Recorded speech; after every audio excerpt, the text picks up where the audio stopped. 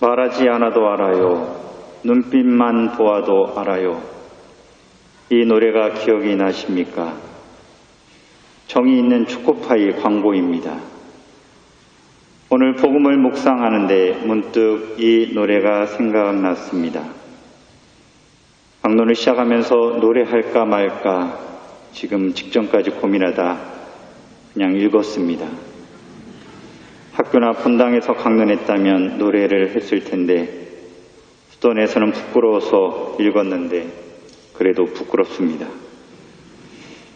이 노래를 찾기 위해서 검색을 해보았습니다. 유튜브의 초코파이 정종합편에는 이렇게 나옵니다. 말하지 않아도 알아요. 말하지 않으면 모르지. 그리고 말하지 않아도 알아요. 정 때문에 못한 말 까놓고 말하자 라면서 초코파이를 뜯어 먹습니다.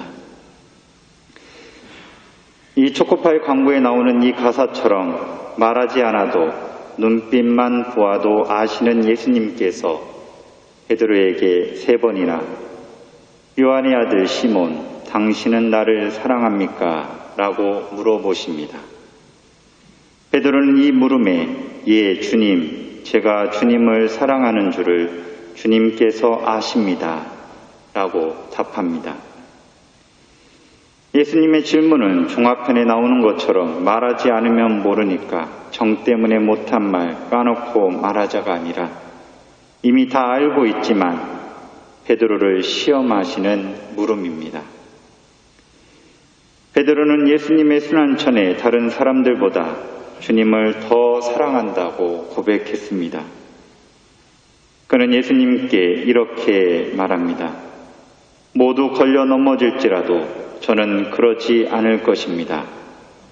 주님을 위해서라면 제 목숨이라도 내놓겠습니다. 베드로는 확신과 자신감으로 가득 차 있었습니다. 그러나 베드로는 예수님을 3번이나 모른다고 하는 오만함의 결과를 가져오게 됩니다. 그랬던 베드로는 나중에 예수님의 순환에 참여하고 후회와 회개로 변화되는 모습을 보여줍니다. 이제 그는 예수님의 물음에 오만하게 대답하지 않습니다.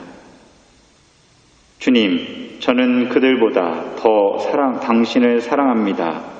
라고 말하지 않고 좀 더 겸손하게 예, 주님, 제가 주님을 사랑하는 줄을 주님께서 아십니다. 라고 말합니다.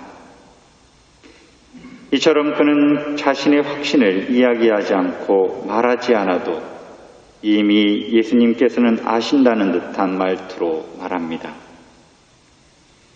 그러자 예수님께서 내 어린 양들을 먹여 기르시오 하시며 그에게 당신의 양떼를 맡기십니다.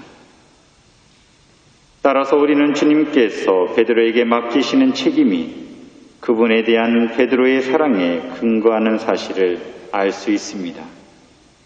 주님을 향한 강렬한 사랑의 관계가 없다면 교회 안에는 목자들이 있을 수 없습니다. 3번째 물음 때에는 뭔가 더 베드로에게 말씀하십니다. 내 양들을 먹여 기르시오. 라는 말씀으로 만족하지 않으신지 진실이 진실이 당신에게 이르거니와 당신이 젊었을 때는 당신 스스로 허리띠를 띠고 당신이 원하는 대로 걸어 다녔습니다. 그러나 늙으면 당신은 2 손을 내밀 것이요. 그러면 다른 이가 당신 허리띠를 메어 주고서는 당신이 원하지 않는 대로 데리고 갈 것입니다. 라고 베드로를 기다리는 순교의 운명에 대한 계시도 하십니다. 여기에 요한 복음사가는 이렇게 말씀하시어 베드로가 어떤 죽음으로 하느님을 영광스럽게 할 것인가를 암시하셨다라고 설명합니다. 분명 고통스러운 죽음이지만 대단히 긍정적이고 의미 있는 죽음입니다. 곧 예수님이 당신 죽음으로 아버지를 영광스럽게 하시고 아버지께서 영광스럽게 해 주셨듯이 하느님을 영광스럽게 하는 죽음이라는 것입니다. 예수님께서는 덧붙여 나를 따르시오 라고도 말씀하셨습니다. 예수님께서 베드로에게 순환전에 하신 말씀입니다. 그 당시 예수님은 그에게 내가 가는 곳에 당신이 지금은 나를 따라올 수 없습니다. 그러나 나중에는 따라올 것입니다 라고 말씀하셨습니다. 사실 그 당시에는 아직 예수님을 따를 수 없었습니다. 예수님은 홀로 구원의 길을 가셔야 했고 그때에는 어느 누구의 협력자들을 가질 수 없으셨습니다. 그때 베드로는 오직 은총을 받아들이기만 해야 했으며 인류의 구원에 기여할 여지가 없었습니다. 그러나 예수님의 순환과 베드로의 회개 후 그에게 예수님을 따를 수 있는 길이 열리게 됩니다. 예수님께서 그에게 나를 따르시오 라고 말씀하셨기 때문입니다. 베드로는 주님의 은총 자체에 근거하여 기꺼이 예수님을 따를 수 있고 그분에 대한 자신의 사랑을 드러낼 수 있는 영광을 얻게 됩니다. 우리는 예수님께서 베드로에게 부여하신 이러한 영광과 사랑의 사명을 잊어서는 안 됩니다. 어쩌면 교회와 세상 안에서 서로를 의지하는 아가페적인 사랑을 나누며 내적으로 성장할 때 외적인 필로스적인 사랑도 성숙될 것입니다.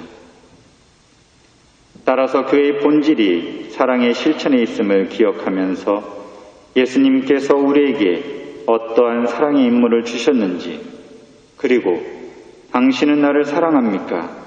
내 양들을 먹여 기르시오. 나를 따르시오.